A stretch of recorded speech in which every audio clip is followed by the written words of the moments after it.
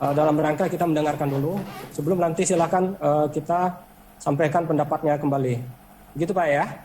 Kami persilakan. Mungkin saya bisa sampaikan 5 menit aja. Saya dari tadi memperhatikan ini sebenarnya ada satu saluran yang salah. Mungkin saya bisa menerangkan. Mungkin ya ini mumpung ada kesempatan ini sebenarnya saya menunggu sudah lama. Jadi begini Bapak, mungkin saya bisa terobos sedikit aja ya, singkat kata. Kalau di pihak Indonesia itu saat sekarang ini sangat konsen sekali untuk mengembangkan pertumbuhan ekspor kita ke China. Bahkan dari badan karantina pun sangat support pada kita. Tetapi ini kembali lagi, karantina kita ini tidak punya bargaining apapun, tidak mempunyai satu bargaining yang kuat dengan GACC.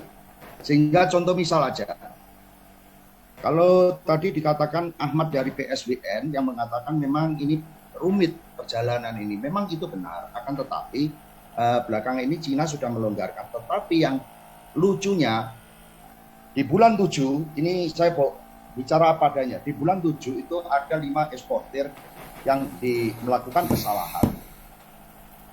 4 eksportir mendapatkan kuota mungkin 7 kali, asalnya 4 ton, 5 ton bisa mendapatkan 30 ton, bisa 25 ton. Tapi ada satu eksportir, kebetulan kuotanya sangat sedikit, 2 ton aja, sampai sekarang masih di ban. Nah ini artinya, yang saya tenggarai, saya tidak mencurigai dan tidak menuduh, ada perasaan cinta dan tidak cinta antara otoriter GACC dengan para pelaku usaha yang di Indonesia. Sedangkan saya sendiri sudah 4 tahun, kuota saya cuma 2,2 ton. Mungkin orang seluruh Jawa Timur tahu berapa karyawan kita di Bojonegoro. Karyawan kita 3.000, 4.000. Saya eksportir non-China. Sampai hari ini pun, kita mengajukan sudah 10 kali, dari 2,2 ton menjadi 6,7 ton, sampai hari ini pun juga tidak diindahkan.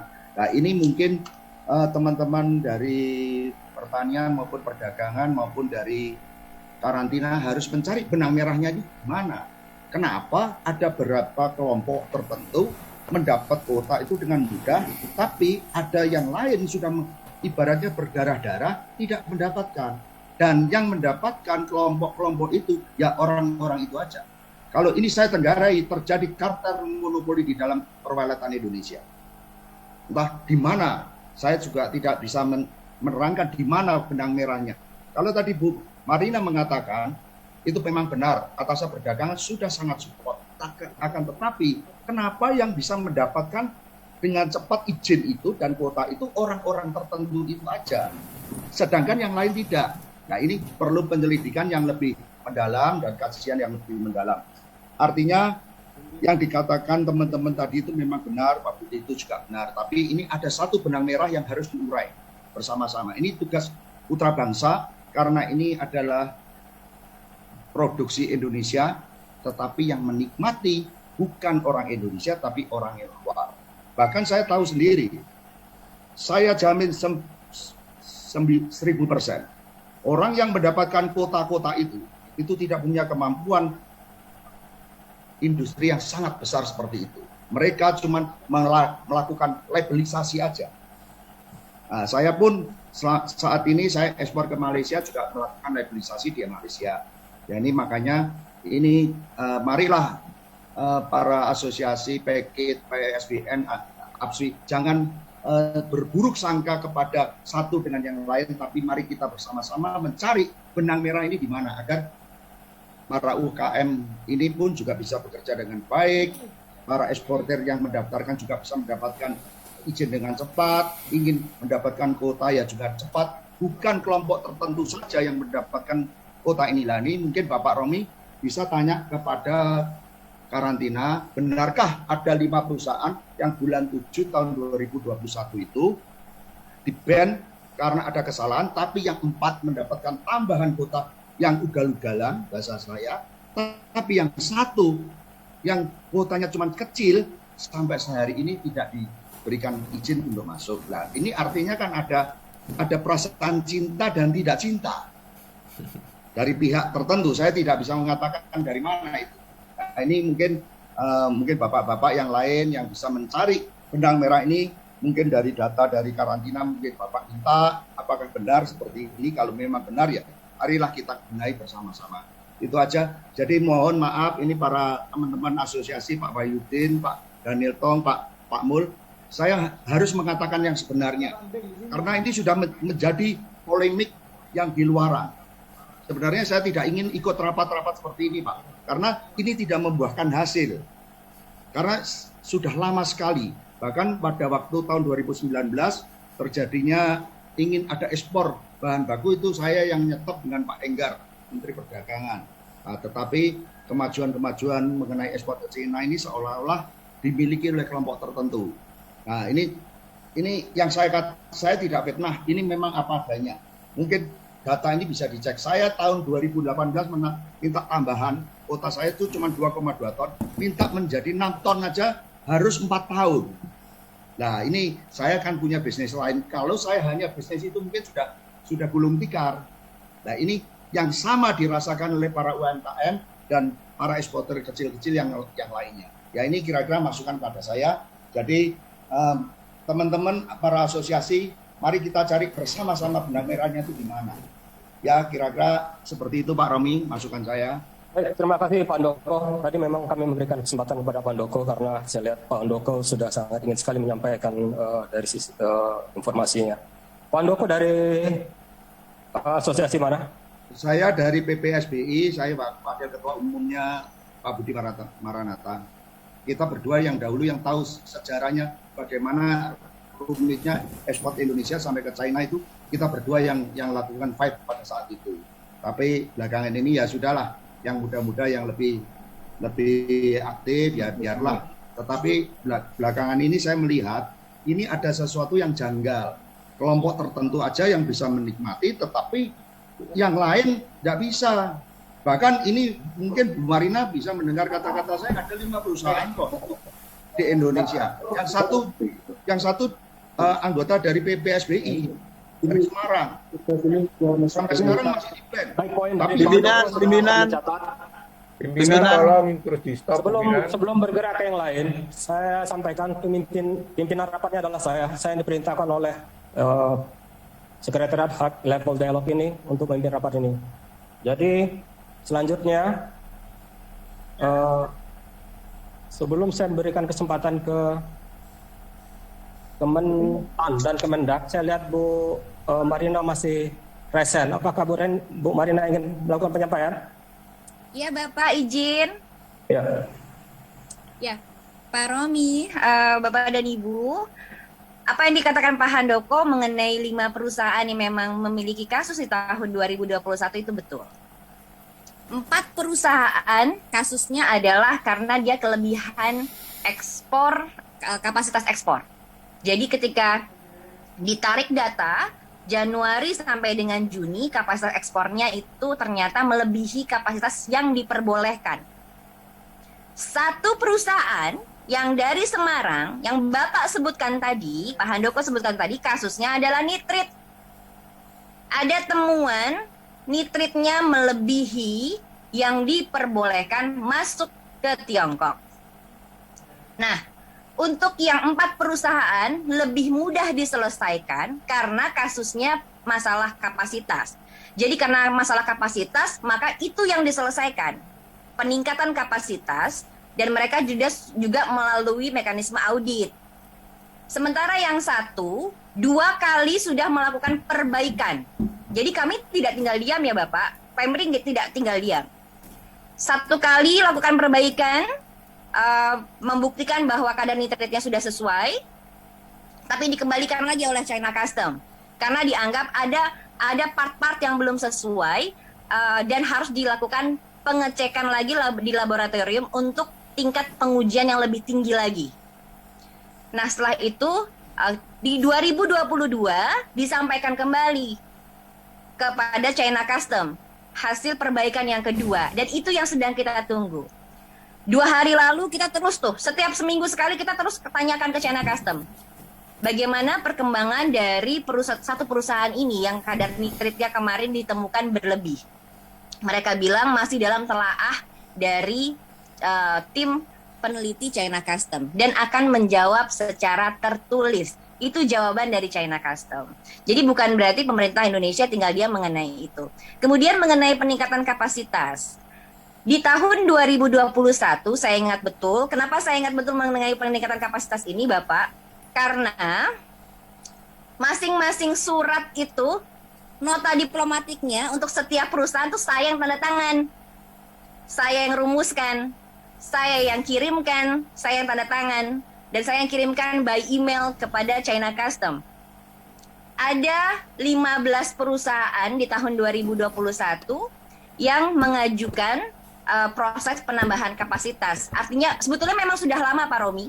Dari 2018 itu terus banyak keinginannya, tapi kemudian mereka harus submission kembali dan kita dengan bersabar tetap mengikuti apa yang diinginkan oleh China Custom, melakukan perbaikan, kemudian submission lagi, kemudian didorong lagi dalam perundingan, kita dorong terus untuk supaya ekspornya, kapasitas masing-masing perusahaan ini bertambah. Di tahun 2021 hingga 2022 awal, dari 15, 7 perusahaan sudah selesai peningkatan kapasitas. Walaupun 3 diantaranya masih belum diupdate datanya di sistem China Custom. Tahun ini proses permohonan peningkatan kapasitas dilakukan melalui sistem Pak Romi. Jadi sistem CIFER. Nah, artinya di sini masing-masing perusahaan melakukan resubmission melalui sistem untuk untuk diajukan ke China Custom agar meningkat kapasitasnya. Nanti setelah di-approve akan dilakukan updating announcement dalam sistem China Custom. Nah, keuntungannya dari sistem adalah Bapak dan Ibu bisa lihat langsung bagaimana perjalanan, karena itu digital ya. Jadi bisa dilihat kapan saja prosesnya. Bisa dilakukan kapan saja, 24 jam. Tidak perlu melalui pemerintah, tidak perlu dilihat melalui KBRI Beijing. Karena kondisi ini Pak Romi, jujur kalau Pak Handoko tadi bilang jujur-jujuran, padahal itu lebih banyak asumsinya tanpa data, tanpa dasar. Jujur kalau saya katakan bahwa masalah wallet ini sebetulnya sudah tidak sehat. Kenapa tidak sehat? Karena masing-masing ini punya rasa jealousy yang sangat tinggi. Tidak ada rasa bersatunya, it's nonsense.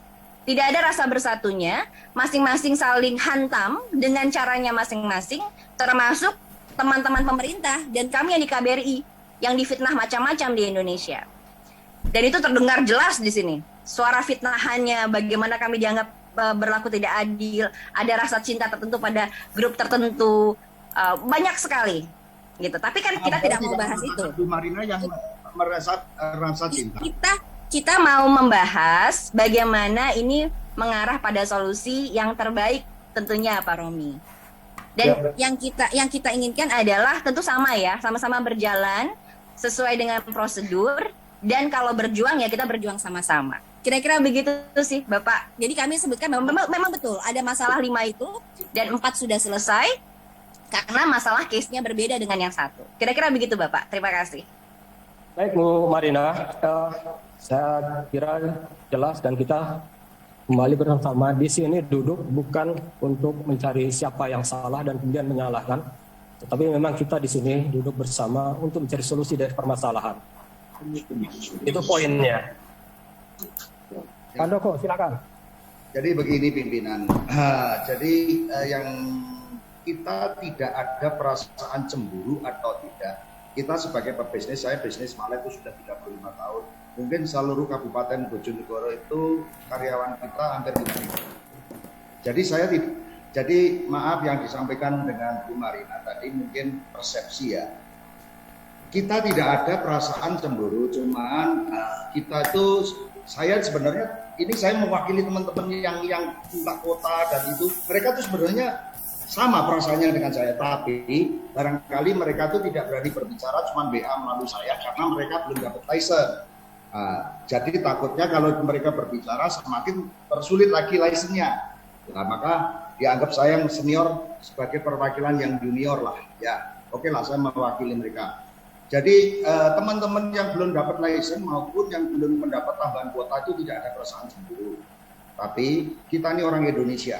Bagaimanapun kita itu harus ada asas kelima, keadilan sosial bagi rakyat seluruh rakyat Indonesia. Bayangkan ada 5 perusahaan yang kena masalah, ya nggak apa-apa lah, andai kata ditambah ya. Tapi yang lain juga ditambah, tapi yang lain tidak ditambah, tapi yang 4 ditambah eksponensial, bahkan 50 ton, 30 ton.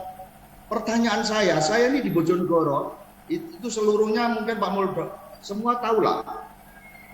Kalau 50 ton itu karyawannya harus 4.000 Pak. Bayangkan, saya rasa sampai hari ini belum ada perusahaan yang mempunyai karyawan 4.000. Nah, kalau di Bojonegoro kita pun karyawan ribuan kita pecah-pecah. Ya, tapi kita tidak mempermasalahkan soal itu, Pak. Cuman bagaimana lah agar perasaan dicintai dan tidak dicintai ini jangan berlarut-larut. Kan kita ini sebagai orang kalau tidak dicintai lama-lama kan juga capek, Pak. Kita ini sudah berjuang bersama-sama, yang saya ditamakan Pak Wahyudin sahabat saya, Pak Danielton dan Pak Mul, Pak Budi dan Pak Baka. Ini semuanya sama, tapi selama ini para asosiasi itu berprasangka buruk satu dengan yang lain. Tapi sebenarnya permasalahannya bukan di situ, Pak. Ini ada perasaan dari mereka semua itu cemburu. Tapi cemburu yang salah. Jadi seperti saya aja, saya nggak menyebutkan yang lain. Saya tahun 2018 menambah kota. Ya, kota saya di antara 29 perusahaan paling kecil. Mungkin yang kotanya gede-gede itu junior saya yang terlalu jauh lah. Mungkin kalau dalam dunia persilatan mereka baru 15-20 tahun. Saya sudah 35 tahun. Kalau tidak rahasia umum lah, kalau saya kita di perwaletan. Tapi aneh, kenapa kok bagi teman-teman yang bukan ini kok sulit? Yang ini mudah. Nah ini kan lama-lama kan kita juga tahu, Pak. Kita kan bukan orang bodoh. Nah, bayangkan 2018 ada saya bersama teman-teman sudah di Beijing, sudah di IA, tapi sampai sekarang seperti ya dibuat main pingpong. Ya makanya saya sebenarnya wacana-wacana kerapat ini sebetulnya buat saya tidak ngefek. Toh saya tidak ekspor ke Cina ya nggak masalah, untuk ekspor saya ke non Cina. Nah, cuman ini kalau permasalahan benang merah ini tidak diselesaikan, ini akan menjadi polemik di antara anak bangsa kita sendiri. Nanti ini menyalahkan ini. Yang jelas kalau karantina Indonesia sangat support. Terima kasih saya dengan kepala badan dan karantina. Mereka sudah sangat support. Akan tetapi kembali lagi mereka tidak punya bargaining apapun setelah sampai di Tiongkok. Nah maka ini ada usulan dari saya mungkin bisa diiyakan dan ditidakkan. Kuota itu kira-kira Indonesia kan produsen terbesar di dunia. Oke deh, kuota ini dikelola oleh pemerintah Indonesia aja, diberikan kepada para UMKM atau pengusaha-pengusaha yang memenuhi standar HACCP, dan kalau mereka berstandar nitrit, Indonesia mempunyai badan untuk mengelola penelitian soal pengecekan soal nitrit ini. Saya rasa itu akan clear. Dan itu juga bagi petani akan mengangkat harga. Ya memang yang dikatakan teman-teman itu benar-benar. Walaupun demand itu besar, tapi kalau sulitnya ekspor bagi orang-orang yang tertentu para UMKM dan para eksportir ini, ya lama-lama yang bekerja secara walet ini malas, Pak, saudara. Saya aja punya ready to drink. Mulai dari 2014, ISO 22000, HACCP, satu-satunya di Indonesia. Kita sudah ekspor ke Korea, tapi saya ekspor ke China tidak bisa. Why? Saya ekspor ke Amerika bisa, ke Jepang bisa, ke Korea bisa, tapi ke China tidak bisa. Nah ini pertanyaan. Oke, saya tidak akan ekspor ready to drink kita ke China. Kita sudah punya market sendiri, Korea, Amerika dan lain sebagainya. Nah ini mungkin permasalahan ini harus benang merah ini harus kita cari, kita apply, agar tidak setiap bulan, setiap tahun selalu berpolemik. Maaf, saya pun tidak ditambah kuota, bagi saya tidak ada masalah kok. karena bisnis saya bukan walet aja. Tapi mungkin bagi yang lain-lain yang tidak diberi kuota atau tambahan, itu akan jadi masalah. Tapi ya oke lah, ini mungkin akhir dari perjuangan perwaletan. Saya akan pasang badan untuk anak-anak bangsa kita. Ini tidak fair. Bayangkan, kita pabrikan di Indonesia. Kita sebagai buruh mereka, kita harus setor barang kepada mereka. Kita harus label kepada mereka. Kita harus bayar kepada mereka. Padahal mereka tidak ada kemampuan. Ayo, kalau kita mau buka, mari kita buka. Karena ini kalau tidak dibuka, jadi ribut terus Pak. Kasihan anak bangsa kita. Mungkin kalau ada pertemuan boleh saya uraikan. Tapi kita ini orang Indonesia. Kita punya martabat. Kita punya daulat. Saya tidak mau gaduh dalam hal ini. Ya sudahlah, yang berlalu biarlah berlalu. Mari kita benahi bersama-sama. Carilah jalan yang indah buat rakyat Indonesia, bangsa Indonesia, pengusaha Indonesia, agar sama-sama berdiri sama tinggi. Jangan kita direndahkan, padahal kita punya kedaulatan yang sangat tinggi. Maaf, ini memang waktu yang saya tunggu sudah bertahun-tahun, Pak. Mungkin bisa disampaikan. Terima kasih, Pak. Kira-kira seperti itu, Pak. Baik, Pak Handoko. Kami melihat semangat yang